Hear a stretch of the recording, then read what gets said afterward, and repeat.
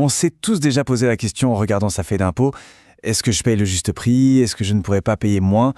Eh bien, la bonne nouvelle, c'est que l'optimisation fiscale, ce n'est pas du tout un truc de sorcier réservé aux experts. En fait, ce sont juste des règles et des réflexes à prendre, et tout le monde peut s'y mettre pour faire de vraies économies. Alors, par où on commence? Voici le programme. On va d'abord démystifier un peu tout ça. Ensuite, on partira à la chasse aux déductions qu'on oublie souvent. On verra comment préparer sa retraite peut faire économiser de l'argent maintenant, tout de suite. Puis on se penchera sur les coups de pouce liés à la famille et au logement. Et enfin, on parlera d'investissement malin avant de finir sur un plan d'action hyper concret. Allez, c'est parti! Bon, la première chose à bien comprendre, c'est qu'optimiser ses impôts, c'est tout simplement jouer avec les règles du jeu. Des règles qui sont fixées par l'État. Il ne s'agit pas de tricher ou de chercher des failles obscures, mais d'utiliser intelligemment les dispositifs qui existent déjà. Et croyez-moi, bien utilisés, ça peut représenter des centaines et même des milliers d'euros d'économies chaque année. Et c'est justement là que le bad blesse. Énormément de gens passent à côté de ces aides, tout simplement parce qu'ils ne savent pas qu'elles existent. Le but de cette présentation, c'est de mettre un gros coup de projecteur sur ces opportunités et de donner les clés pour les utiliser en toute confiance. Allez, un des premiers réflexes à changer, c'est celui des frais professionnels. Par défaut, le fisc applique un abattement automatique de 10%. C'est simple, il n'y a rien à faire.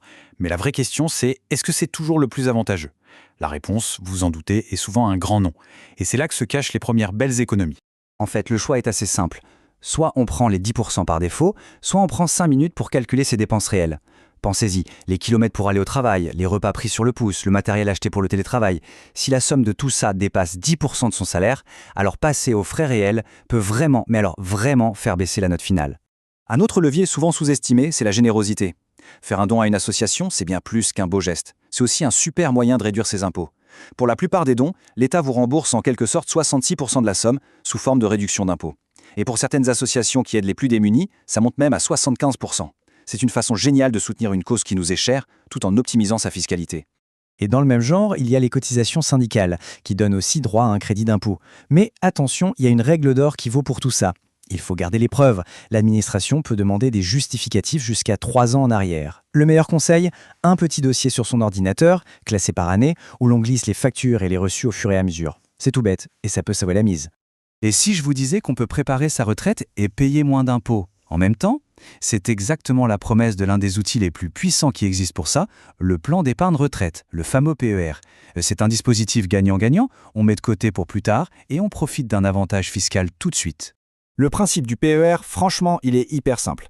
Chaque euro qu'on verse sur ce plan vient directement diminuer le revenu qu'on déclare aux impôts. Et qui dit moins de revenus imposables, dit mécaniquement moins d'impôts à payer. C'est aussi simple que ça.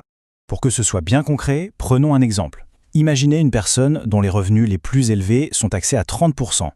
Si cette personne verse 3 000 euros sur son PER, eh bien elle va économiser directement 900 euros d'impôts. Ce n'est pas une vague promesse, c'est un gain fiscal immédiat, cash.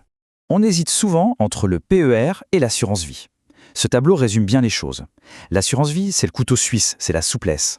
Le PER, c'est l'outil de précision pour l'efficacité fiscale immédiate. Pour quelqu'un qui pense au long terme et qui est imposé à 30% au plus, il n'y a pas photo. Le PER est souvent le premier outil à envisager pour faire baisser ses impôts. Allez, on quitte le monde de l'épargne pure et on revient à la vie de tous les jours. Parce que oui, la situation familiale et le logement peuvent aussi être des sources d'économies d'impôts vraiment importantes. Mais là encore, beaucoup de gens passent à côté.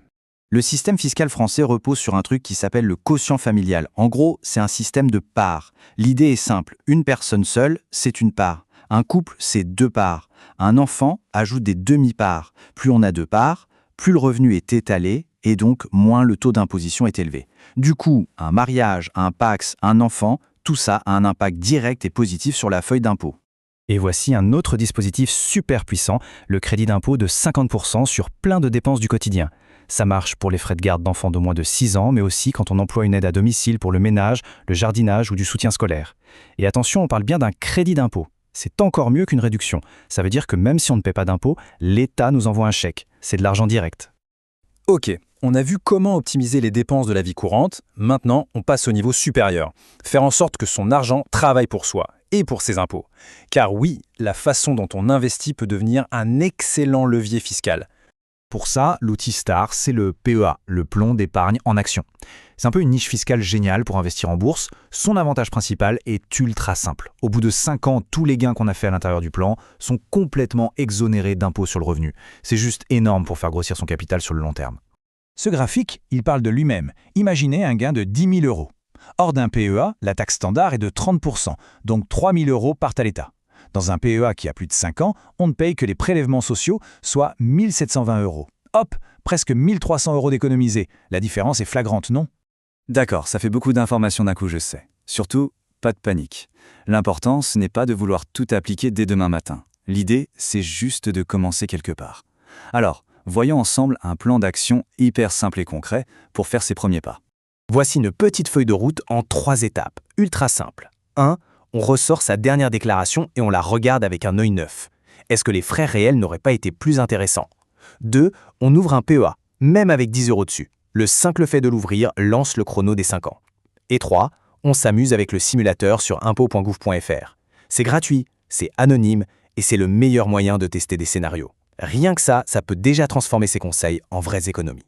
Du coup, la vraie question à se poser maintenant, c'est, face à toutes ces possibilités, quelle est la première petite action concrète qu'on peut mettre en place? Parce que finalement, l'optimisation fiscale, ça ne commence pas avec une calculatrice, mais avec une décision toute simple, celle de s'y intéresser.